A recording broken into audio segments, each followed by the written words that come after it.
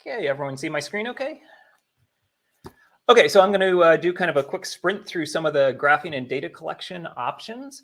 So first off, just a little bit of context about why I'm doing this. So I work at a university. I teach university level classes, and we have outreach programs and largely in science.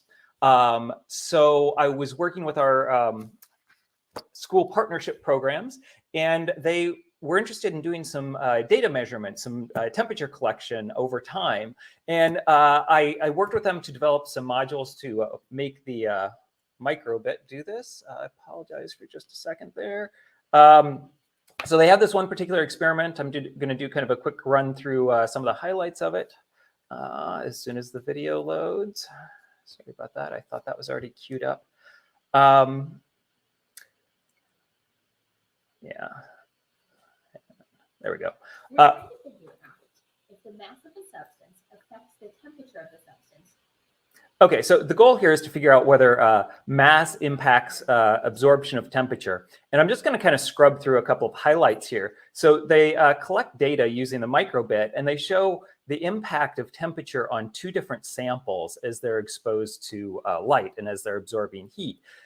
So by using the microbit, they were able to graph this out and make it really visual and really kind of focused on real time. Okay, they provide complete instructions for how to set up that experiment. I'll be happy to share that with anyone who might be interested. So let's talk a little bit about some of the different options that are available for graphing in the microbit. So you can log data to the microbit and store it locally on the microbit, or you can stream it. You can do wired versus wireless streaming. And there are different environments that support data collection and graphing in different ways. So the MakeCode environment and the Moo editor for Python work slightly differently. So I want to give kind of an overview of a little bit of each of these and a quick demo of one or two of them. So the idea of logging is where you save the data on the microbit itself. So there's some strengths and weaknesses to logging.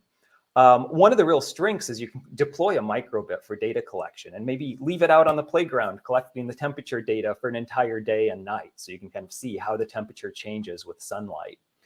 Some of the cons, though, are that there's a limited amount of memory on microbits. And if you're trying to collect data in multiple ways, like for that experiment we just saw that was collecting data from two temperature sensors, it can be difficult to synchronize that data if you have multiple microbits.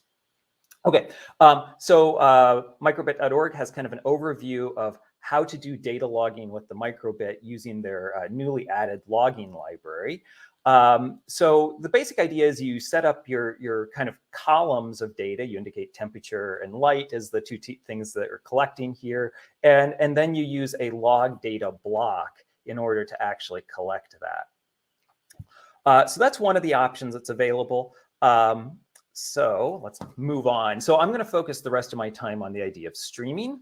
So streaming streams data in real time, pros and cons. So it's responsive. So the example we saw was an example of streaming. It can handle lots of data. One of the downsides is in some cases a little bit more setup is needed. So you've got kind of two major options for streaming. You can do wired over a USB connection. Doesn't require batteries, easy to set up in MakeCode, not much red tape. And there are a couple of examples here in the microbit.org site of how to set this up. I'm going to do a really quick demo of that. So I'm just going to go to MakeCode. I'm going to set up a really quick example here of streaming. So I've already got an acceleration block here. I'm going to add in a couple of these serial blocks where I write values. So I'm going to write the X value. So this kind of is the column that I'm going to be writing to and the actual data. In my simulator, it's already showing the simulated data with my simulated microbit. As soon as I actually program this on my physical microbit, I'll be able to see that data streaming. There will be a second button that pops up here that shows me the live data from the actual microbit. So with about 20 seconds left to go, will I make it? Maybe. I'll come back to that in just a second. So if you want to create your own websites for collecting your own data, I've actually created a JavaScript library to allow data collection. So it allows you to create your own sort of graphing sites. I've had a couple of student projects that have gone on and created their own sites. Okay, and so with that, I'm going to mention one more thing, and then I am going to wrap it up because I'm at the end of my time. Two more things, rather.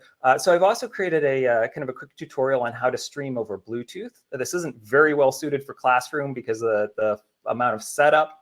And also the microbit site has a collection of resources on how to do remote data collection or 2 microbits stream the data. A little bit easier to deal with than Bluetooth, and allows collection from multiple sensors. Okay, so with that, I think I hit my 5-minute mark. Bill, you did wonderful. Sorry to feel rushed there. You filled minds yet again. Raina, Bill, Igor, thank you so much for your demos today, sharing that. I see a lot of those links ended up in the chat. Bill, if you want a quick place to find you, where do they go? Oh, so I will bsiever@gmail.com to contact me by email. And later today, I will post the slides with all the links I used at my personal website, siever.info, which I just Excellent. posted. Thank you so much.